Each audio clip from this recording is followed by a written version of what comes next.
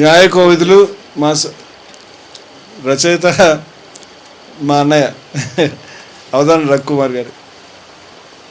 మనమందరం రమణమూర్తి గారి మీద జరిగిన దాడిని ఖండిస్తున్నాం. ఖండించడంతో పాటు ఆయనకు సంఘీభావం చెప్తున్నాం. కానీ అసలు సమస్య అంటే యాక్చువల్గా ఏం జరిగిందంటే, ఇప్పుడు చాలామంది చెప్పారు ఒక మంచి విషయం జరిగింది. ఆ సంఘటన తర్వాత మనలో ఒక మేలుకొలుపు వచ్చింది, మనలో ఒక సీరియస్ ఆలోచన వచ్చింది. అసలు ఏం జరుగుతోంది?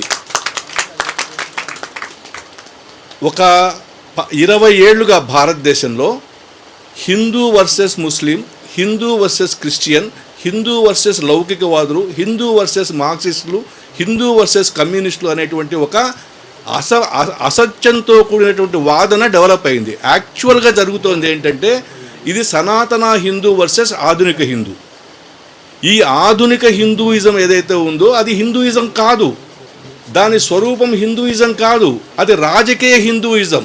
అది కేవలం ఎన్నికల కోసం మాత్రమే పనిచేసే హిందూయిజం. దాంట్లో హిందూయిజానికి సంబంధించిన ఒక్క ఎలిమెంట్ లేదు.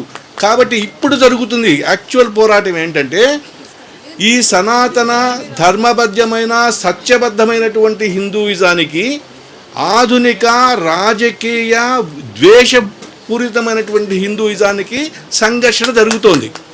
ఈ సంఘర్షణ కనుక అర్థం చేసుకోకుండా మనం కనుక ఆ నేరేటివ్ని, ఈ దాదాపు 2 దశాబ్దాలుగా దేశం మీద రుద్దినటువంటి నేరేటివ్లో ఉన్నటువంటి అసలు మీనింగ్ ఏంటంటే, హిందూయిజంలో ఉన్నటువంటి నిజమైన హిందువులు హత్యకు గురి కాబడుతున్నారు, వాళ్ళు ఎలిమినేట్ చేయబడుతున్నారు. అసలైన హిందువులు హిందూ మతంలో నుంచి వెలివేయబడి ఎలిమినేట్ చేయబడి ఒక హిందూ ముసుగు వేసుకున్నటువంటి ఒక రాజకీయ హిందూయిజం, ఒక ద్వేషపూరితమైనటువంటి హిందూయిజం దేశభక్తిని ద్వేషభక్తిగా మార్చారు.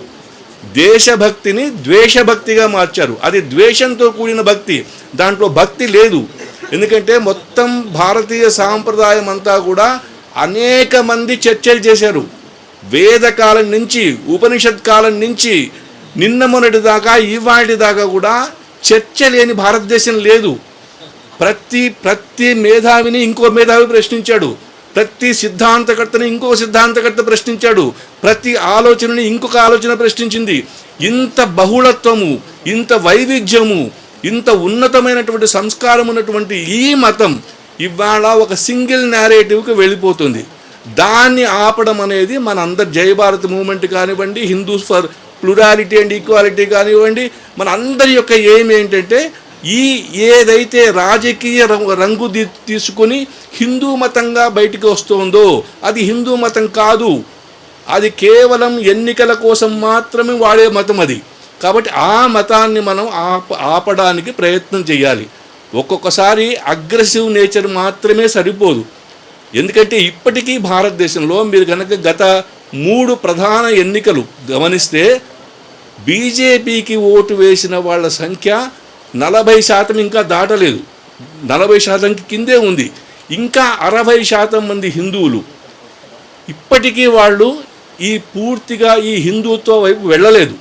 వాళ్ళు ఒక పెద్ద ఫోర్స్, వాళ్ళని మనం ట్యాప్ చేయాలి, వాళ్ళతో మాట్లాడాలి, వాళ్ళతో కాన్వర్జేషన్స్ జరగాలి. ఇవాళ మనకు పవర్లో ఉన్నటువంటి హిందూయిజం అది అసలు స్వరూపం కాదు, అది గోముఖ వ్యాఘ్రం, గోవు ముఖం పెట్టుకున్నటువంటి పులి. ఈ పులిని మనం గుర్తించాలి, అది వేసుకున్నటువంటి ముసుగును తీసేయాలి. అది మన ప్రధానమైన కర్తవ్యం. థ్యాంక్ యూ రమణమూర్తి గారు.